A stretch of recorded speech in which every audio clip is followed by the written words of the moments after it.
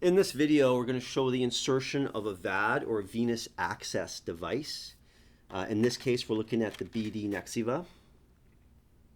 So the first thing I want to do is check my prescriber orders.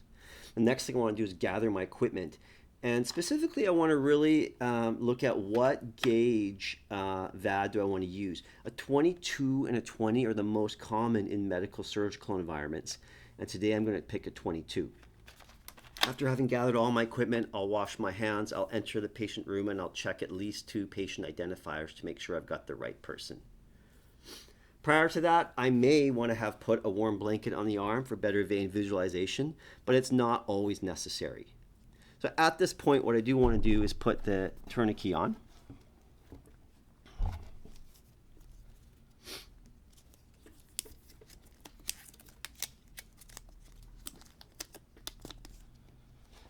And that helps the veins rise up here as they fill with blood.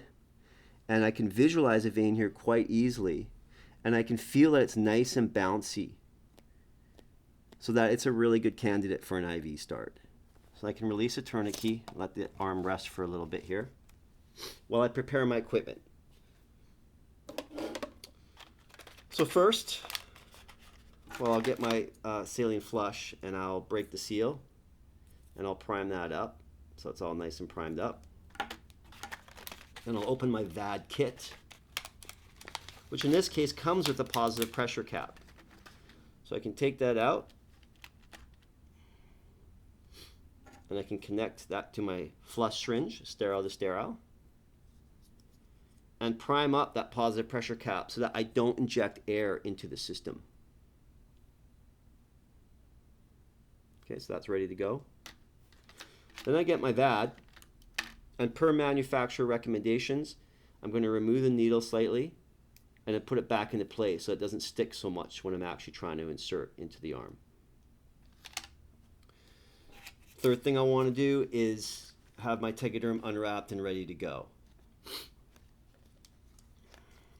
This is a special IV tegaderm.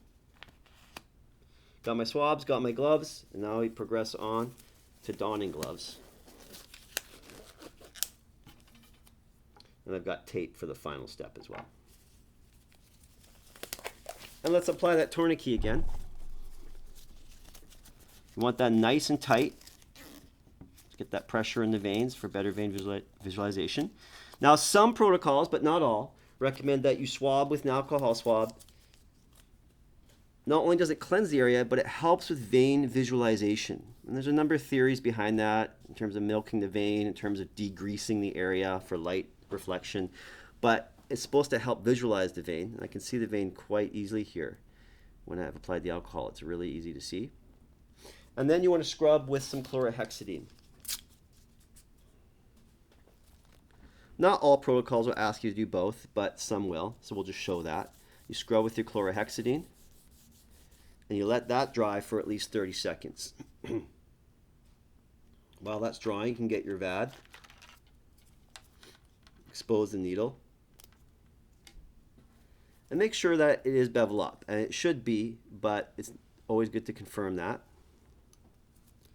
And you're going to hold that the limb with your non-dominant hand, and you're going to find that vein, and you're going to anchor a little lower, anchor the vein with your thumb, say, a little lower than where you're going to actually insert. And so when you insert, you're going to insert at about somewhere between a 10 and 30 degree angle. And now you're looking for that flashback. There we have flashback. So now I move my whole VAD so it's almost flush with the skin, and I push in the needle about another 1/4 inch. At that point, I want to hold the needle still. That's the white part here I'm holding, and want to push this gray tab so that I'm only pushing in the IV cannula.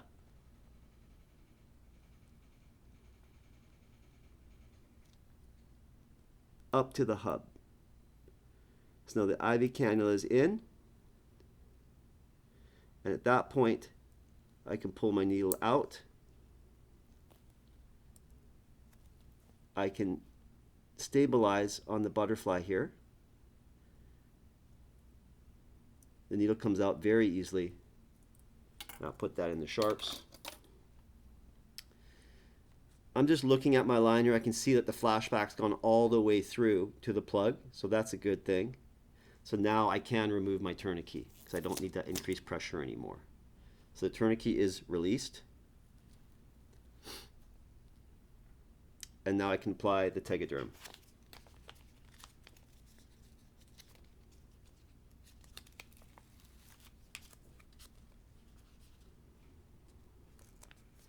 Just want to get that clamp moved a little further down here. It's kind of in the way.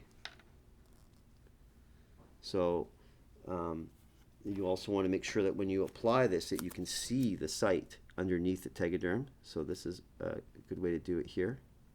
There's my entrance site, nicely under there. You can line up your IV line with this here.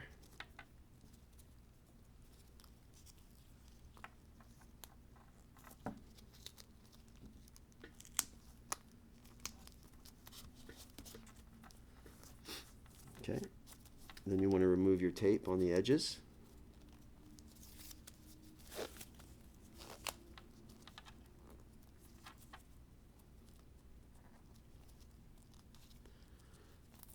There we go.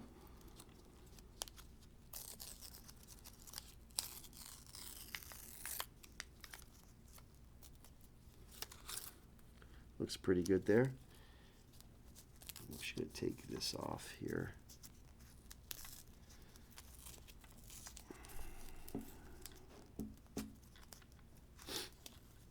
And I'm going to take this strip here and I'm going to anchor, what we call anchoring the IV with this, the IV line. Gives it added support. It's also what you can use as a label if you want to put the date and your initials and whatnot. You could do that. But this is a great anchoring device right here.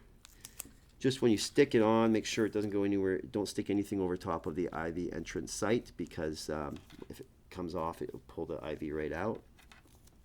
All right, so at this point, I want to apply my clamp. Get my primed positive pressure cap ready. Remove the plug.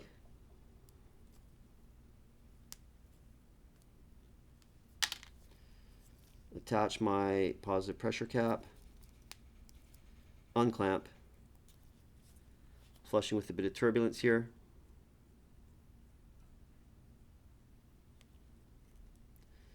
Three to 5 cc's. Remove the syringe. Apply the clamp. Make sure that my positive pressure cap is not at all loose. Then I can get my tape and tape down the IV line so it's not in the way.